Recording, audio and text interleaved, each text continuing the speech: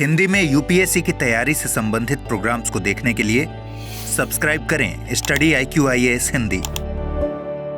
CAA का मुद्दा फिर से चर्चा में है क्योंकि अभी हाल ही में गृह मंत्री जी ने ये कहा था कि आम चुनाव से पहले CAA को किसी भी हालत में लागू कर दिया जाएगा, ध्यान रखिएगा। और अभी अलग अलग सूत्रों के हवाले से ये खबर आई है कि जल्दी ही यानी आदर्श आचार संहिता लागू होने से पहले ही जो CAA के रूल्स हैं वो अधिनियमित कर दिए जाएंगे।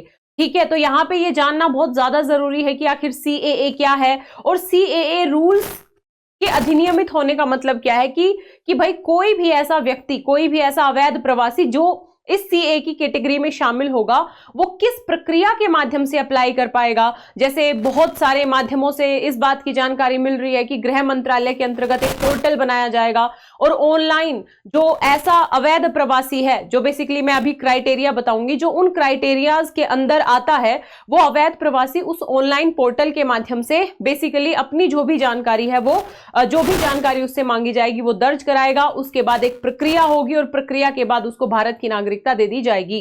ध्यान रखिएगा, यहां पे किसी भी प्रकार के दस्तावेजों की मांग नहीं करने की बात की गई है कि किसी भी प्रकार का प्रूफ, कोई दस्तावेज उन्हें देने की जरूरत नहीं होगी।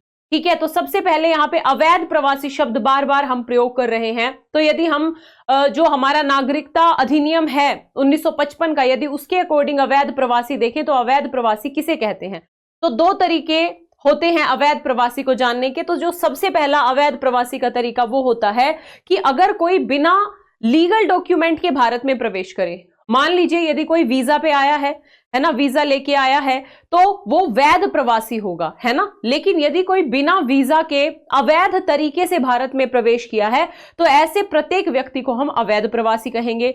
दूसरा इसका क्राइटेरिया क्या होता है कि यदि कोई व्यक्ति वैध वीजा पे आया था लेकिन उसके वीजा की अवधि थी मान लीजिए 1 साल या 6 महीने और वो लगभग 1 साल से भारत में रह रहा है, तो 6 महीने तक तो वो लीगल था क्योंकि उसके पास वीजा 6 महीने का था, लेकिन उसके बावजूद वो कंटिन्यू भारत में रह रहा है, तो इस प्रकार के व्यक्ति को भी हम अवैध प्रवासी कहेंगे। इतनी बात समझ में आ गई।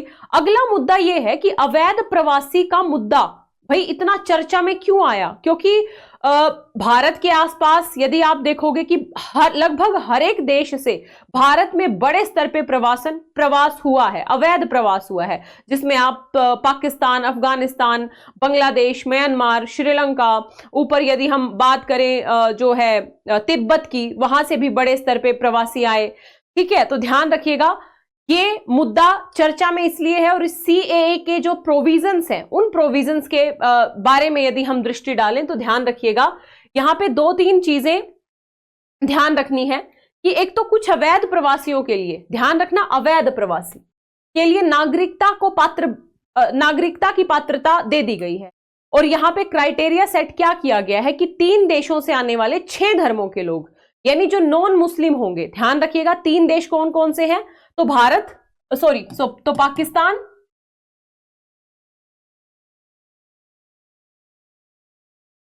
अफगानिस्तान और बांग्लादेश।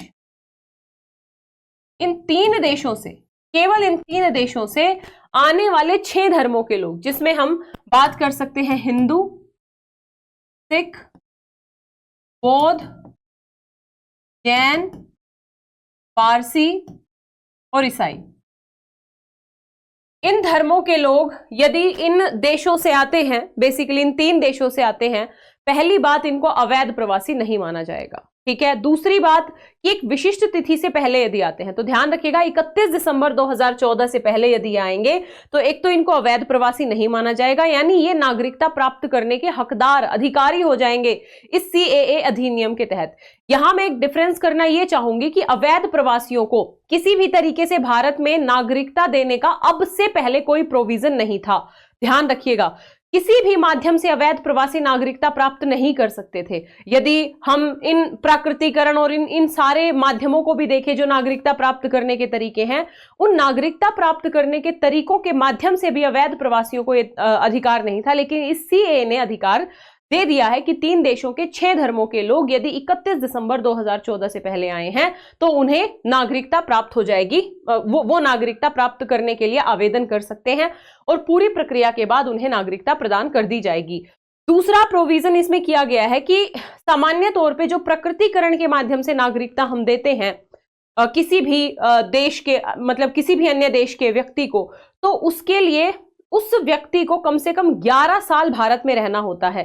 11+1 11 साल तक और 1 साल लगातार, तो लगभग 12 साल भारत में रहना होता है। 11 साल +1 जो है 12 महीने।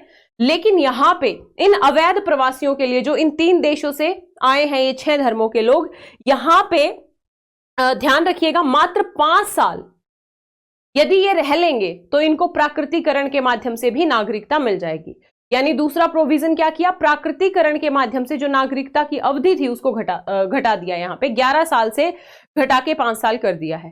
ठीक है, ध्यान रखिएगा। तीसरा प्रोविजन किया गया है, इसके कुछ अपवाद रखे गए हैं, ध्यान रखिएगा। यहाँ पे एक तो जो 6ठी अनुसूची के जनजातीय जो राज्यों के जो जनजातीय क्षेत्र हैं, यानी इन राज्यों में भी बहुत सारे जनजातीय क्षेत्र होते हैं, बेसिकली इन क्षेत्रों में ये CAA लागू नहीं होगा।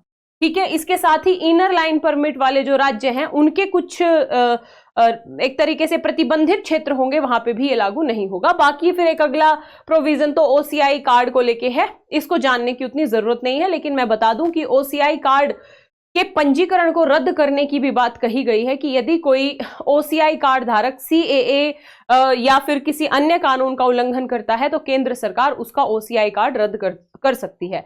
यानी कहने का अभिप्राय यह है कि इस CAA अधिनियम की यही 3-4 विशेषताएं हैं कि भाई कौन अवैध प्रवासी माना जाता था पहले, वो तो मैंने बता दिया।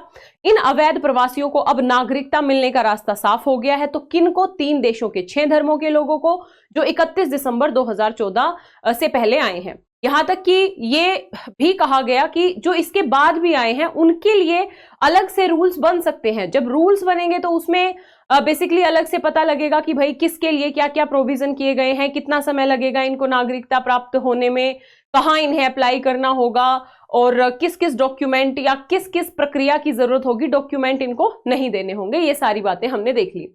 यदि हम बात करें, बहुत सारे विपक्ष के नेता, जो विपक्षी पार्टियां हैं या फिर एक विशिष्ट जो है वर्ग के लोग इस CAA अधिनियम का विरोध कर रहे हैं।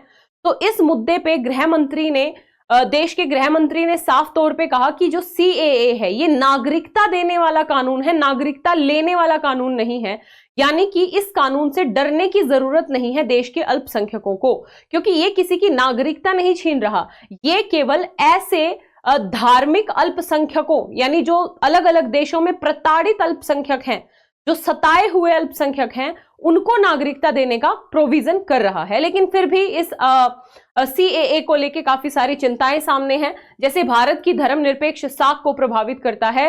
कुछ जो आलोचक हैं उनके अनुसार ये कहा जा रहा है कि भाई धर्म के आधार पर नागरिकता प्रदान करना कहीं ना कहीं हमारी धर्मनिरपेक्ष साख के खिलाफ होगा। तो पहली आलोचना इसी आधार पर की गई है। उसके बाद यह कहा गया है कि बहुत सारे अन्य देशों के शरणार्थियों का बहिष्कार किया गया। यदि आप केवल मानवीय, मतलब आलोचक ऐसा कहते हैं कि यदि आप केवल मानवीय आधार पे बेसिकली जो नागरिकता का प्रोविजन कर रहे हैं, तो अन्य देशों के जो लोग, जो शरणार्थी हैं भारत में, जो अवैध प्रवासी हैं, वो भी सताए हुए तो हैं ही। यदि हम श्रीलंका के तमिल्स की बात करें भाषा के आधार पे, यदि हम रोहिंग्यास के मुस्लिम्स की बात करें, ठीक है, तो अलग अलग अन्य देशों के शरणार्थियों के लिए कोई प्रोविजन इसमें नहीं किया गया है। साथ ही इसको लागू कैसे किया जाएगा ये भी बड़ा चिंता का विषय होगा। उनके धर्म को कैसे पहचाना जाएगा, वो 31 दिसंबर 2014 से पहले आए हैं या बाद में आए हैं, इन सारे के सारे प्रक्रियाओं को पहचानना, उनको लागू करना, क्रियान्वित करना अपने आप में काफी बड़ी समस्या होने वाली है। फिर मौलिक अधिकारों का हनन भी, कुछ लोग कहते हैं कि भाई इससे जो एक विशिष्ट धर्म के लोग हैं उनके राइट्स का उल्लंघन हो रहा है इसमें।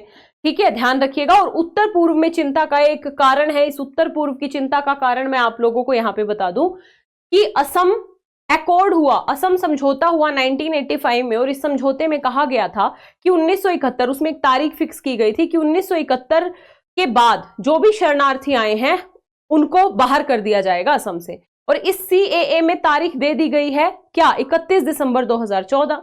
तो 1971 से अब ये तारीख 2014 तक कर दी। तो भाई केवल बांग्लादेश या आसपास के देशों से मुस्लिम अवैध प्रवासी थोड़ी ना आए, हालांकि उनकी संख्या ज्यादा हो सकती है, लेकिन हिंदू, सिख, बौद्ध, जैन, पारसी, ईसाई शरणार्थी भी तो बड़ी संख्या में आए हैं। तो ऐसे में ये कानून उस असम समझौते का उल्लंघन है, इसलिए उत्तर पूर्व में भी बड़ी चिंता जो है हमें देखने को मिली थी। यहां तक कि पूरे देश में व्यापक विरोध देखने को मिला था। शाहीन बाग का मुद्दा आपको याद होगा, वो तो कोरोना आ गया, तो कोरोना के चलते शाहीन बाग का जो भी आंदोलन चल रहा था वो निरस्त करना पड़ा। लेकिन सीएए को लेके देश भर में एक मत नहीं है लोग। इसके बावजूद, है ना, ध्यान रखिएगा, इसमें जो कमियां हैं उनको दूर करने का प्रयास किया है गृह मंत्री ने। इनके साफ साफ स्टेटमेंट से पता लगता है कि जो डर है लोगों के बीच में, विशेष तौर पे अल्पसंख्यकों के बीच में जो डर है कि सीएए हमारी नागरिकता छीन लेगा, तो जो इस देश के नागरिक हैं उनकी नागरिकता छीनने का सवाल ही पैदा नहीं होता। अकॉर्डिंग टू होम मिनिस्टर, उनका कहना यह है, जैसा कि मैंने अभी बताया, कि ये नागरिकता देने वाला कानून है, नागरिकता लेने वाला कानून नहीं है। ठीक है, इसके बाद यदि हम बात करें, अच्छा यहाँ पे 24 मार्च 1971 कहा गया था असम में कि जो भी अवैध प्रवासी 24 मार्च 1971 के बाद आए हैं उनको पहचान के उनके देश वापस भेज दिया जाएगा। लेकिन अब तारीख कर दी 31 दिसंबर 2014। तो यहां से यहां तक जो भी लोग आए, जो भी इन 6 धर्मों के लोग आए, इन 3 देशों से आए, उनका क्या होगा, इस पे ये सीएए कुछ नहीं कहता है। तो बेसिकली इस आधार पे इसकी आलोचना भी की जाती है। लेकिन चूंकि सरकार का स्टैंड है और कहीं ना कहीं सरकार का ये भी कहना है, अकॉर्डिंग टू गवर्नमेंट ये भी कहना है कि जो पार्टियां अब विरोध कर रही हैं, कभी ये पार्टियां इस नीति की समर्थक भी हुआ करती थी कि भाई जो भी आसपास के देशों में सताए हुए अल्पसंख्यक हैं उनके लिए हम नागरिकता का द्वार हमें खोलने चाहिए। ठीक है, तो इस तरह, हालांकि ये पॉलिटिकल स्टेटमेंट है जो भी है, बट हमें अगर मैं यूपीएससी के पॉइंट ऑफ व्यू से बताऊं तो हमें बिल्कुल अच्छे से पता होना चाहिए कि सीएए क्या है, अवैध प्रवासी क्या है। क्या पहले अवैध प्रवासियों को नागरिकता देने का कोई प्रोविजन था? तो नहीं था। तो अवैध प्रवासियों को नागरिकता देने का प्रोविजन इस सीएए में अलग से किया गया है। तो कितने देश, कितने धर्म और कितनी तारीख से पहले आए हैं, तो पीटी के लिए यहां से क्वेश्चन बेहतर तरीके से बन सकता है। इनफैक्ट जब आप मेंस लिखोगे तो मेंस में भी सीएए से आपसे डायरेक्ट क्वेश्चन पूछा जा सकता है। ठीक है, तो ध्यान रखिएगा, ये मुद्दा काफी चर्चा में है और इस बार के प्रीलिम्स के लिए आपको इस मुद्दे को बहुत ही बारीकी से समझ के जाना है, क्योंकि यहां से क्वेश्चन बनने की संभावना है। आशा करती हूं आपको क्लास अच्छी लगी होगी। यदि क्लास अच्छी लगी हो तो वीडियो को लाइक जरूर करें, जितना ज्यादा शेयर कर सकते हैं उतना ज्यादा शेयर करें। चैनल पे यदि नए हैं तो सब्सक्राइब करें। मिलेंगे इसी प्रकार की अगली वीडियो में, तब तक के लिए जय हिंद, जय Bharat, all the best, thank you so much. Hindi में यूपीएससी की तैयारी से संबंधित प्रोग्राम्स को देखने के लिए सब्सक्राइब करें स्टडी IQ IAS हिंदी।